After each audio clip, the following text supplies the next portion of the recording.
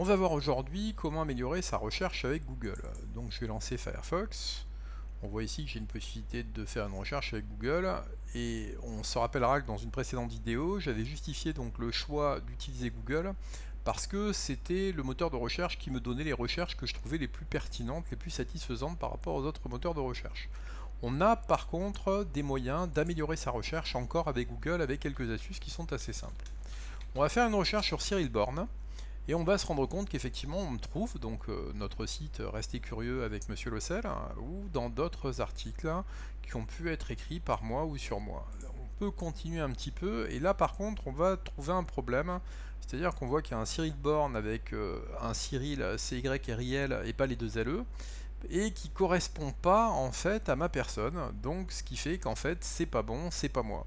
Alors pourquoi? Parce que lorsque Google fait une recherche, il a tendance un petit peu à chercher les pages dans lesquelles il y a Born, dans lesquelles il y a Cyril, et il va essayer de trouver les pages qui s'en rapprochent. Si je veux une recherche précise sur l'expression Cyril Born, il faut que je mette Cyril Born entre guillemets.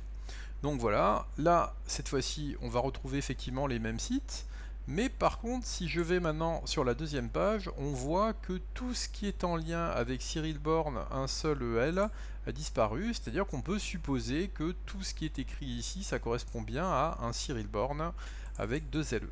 C'est la première manière d'améliorer de façon très qualitative sa recherche. Faisons une recherche sur Bonne Terre et on va se rendre compte que le premier lien qui sort, c'est une épicerie biologique, parce qu'en fait, Bonne Terre, il n'y a pas que le lycée, on a d'autres sites, notamment vous voyez ici Bonne Terre et compagnie, je ne sais pas ce que c'est. Ensuite, vous avez ici des biscuits biologiques, c'est toujours le site qui est plus haut. Et donc, moi, ce qui va donc m'intéresser, c'est uniquement de trouver le lycée, donc je veux supprimer l'épicerie biologique. Donc, grâce à l'opérateur moins, comme une soustraction, je vais supprimer biologique, et on va voir ce que ça donne au niveau du résultat. Donc cette fois-ci, on voit que le premier site a été supprimé. Par contre, la faute a pas de chance, je vais tomber sur Wikipédia et sur Allociné, qui va parler de La Bonne Terre, qui est une série télé.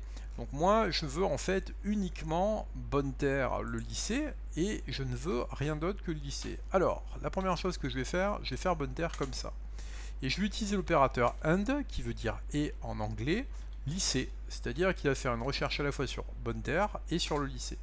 Si je fais une recherche maintenant, je vais me rendre compte que l'ONICEP c'est d'orientation, éducation.gouv.fr c'est d'éducation, lycée Bonne Terre c'est nous, et on se rend compte que tous les sites qui vont ressortir sont en lien avec le lycée Bonne Terre. On a d'autres manières de fouiller de façon plus précise. Si par exemple je veux retrouver quelque chose qui aurait été en lien avec Monsieur Born, moi-même, mais uniquement sur le site du lycée Bonne Terre.